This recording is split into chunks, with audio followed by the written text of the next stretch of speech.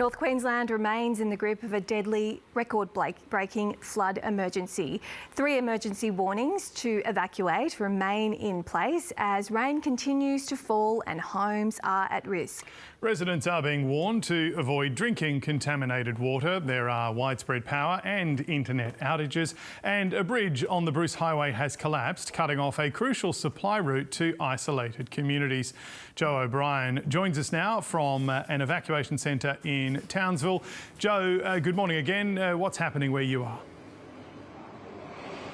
James, g'day. So the big pressure point this morning was the Ross River through Townsville. We've heard over the last couple of days that there were 6 suburbs in Townsville that had been evacuated, or at least parts of those suburbs, because they're in low-lying parts of town, and there was concern that the Ross River was potentially going to flood. And authorities were saying 1,700 homes could be impacted by this. And we were just chatting to the Premier in the last hour, and he's had a bit of news on this. We're at this evacuation centre in Heatley that has been pretty popular with local residents. There's been up to 180 people here, and one of those people who's been here is Linda, and we've got her here with us now. Linda, g'day. And so we were chatting to the Premier just in the last hour or so, and we've got this news that the Ross River is only at moderate level, and it looks like you're going to be allowed home possibly today even.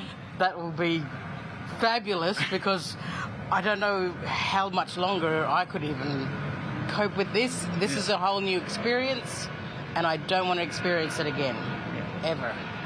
And so what was it like when, you said back several days ago, when the rain was coming down really heavily? It was quite scary. We were trying to pack the car. We had to wait because I have a low-lying, low-profile car. So we had to wait until the rain calmed as much as so that I could safely drive it. Otherwise, we weren't going to get out. I'd prepared a whole heap of food and ice and everything, you know, in case it didn't calm down enough. When luckily it calmed down, but that was in the middle of the night, so then we just drove, and I kept myself together, and it wasn't until I got almost here, and then I sort of broke down while I was driving. But then I said, no, it's all, everything's okay. I've prepared for it. I've prepared. And what's it been like staying here for the last several nights?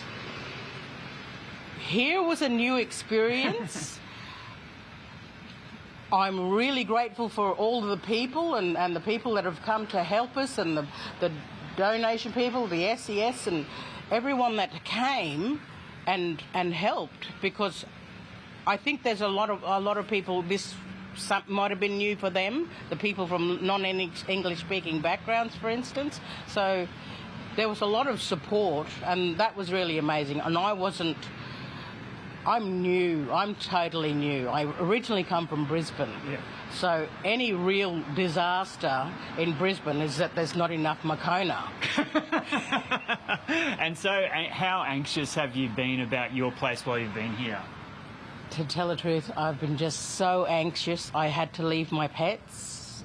I'd left enough water and kitten food, but this entire time I've just got tears just waiting to happen so that I can just get back home. I nearly went yesterday because everyone said it was all calm, and I thought, no, the authorities actually said, no, don't go back, because I'm smack in the middle of Noonborough, the black area. So obey, listen and obey. And so a pretty sweet feeling this morning to hear that it looks like everything's okay. Yes, if I can go back, I've got chills. If I can, but I'm expecting cats going. I'm sure they'll wrap you in their arms with love. I'm sure they'll wrap me in their arms with claws, demanding to know where on earth I've been.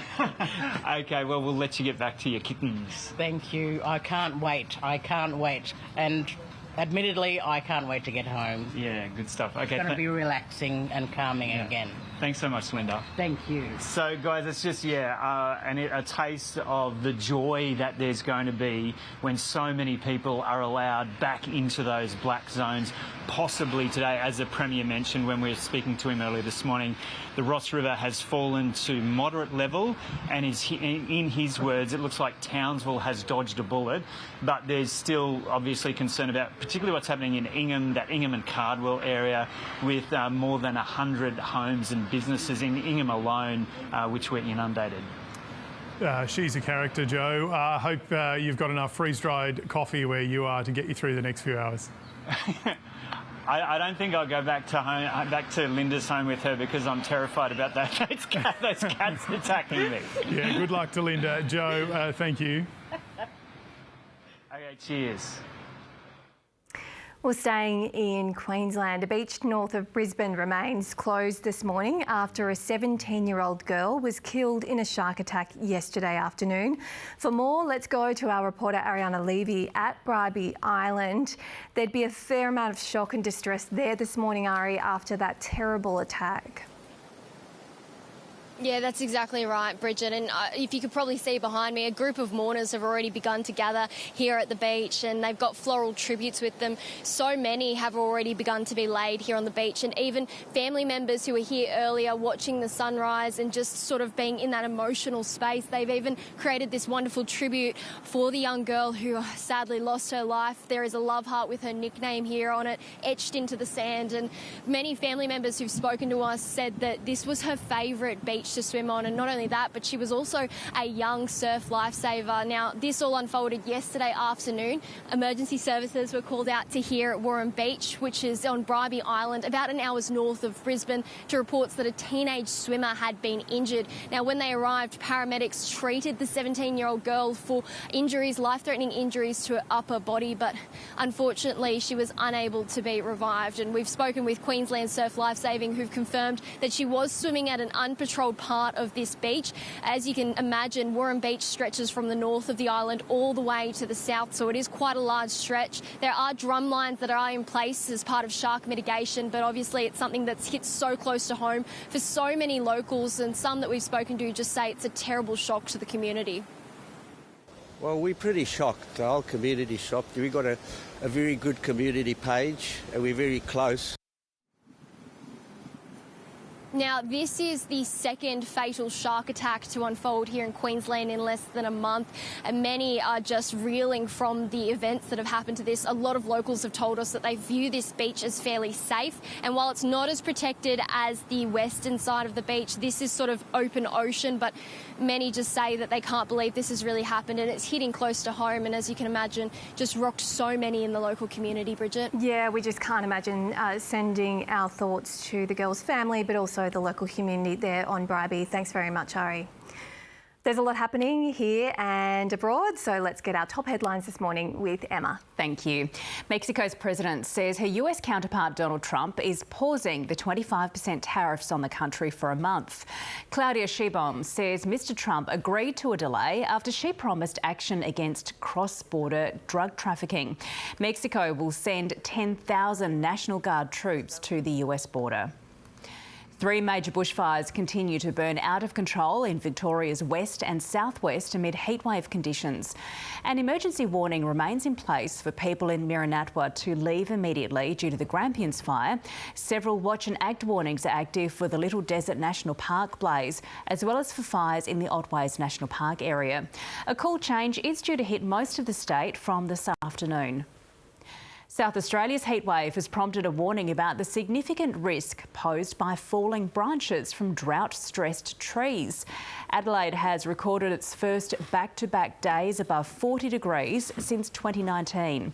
The Bureau of Meteorology says winds in the coming days could further increase the risk of branches and trees coming down, with the SES responding to more than 100 calls for help so far. Temperatures inside the Launceston General Hospital are reportedly reaching 30 degrees, with patients and staff given ice treats to help. The health union is calling for permanent air conditioning. The hospital's CEO says that is a long-term strategy, but wards would have to close to carry out the work.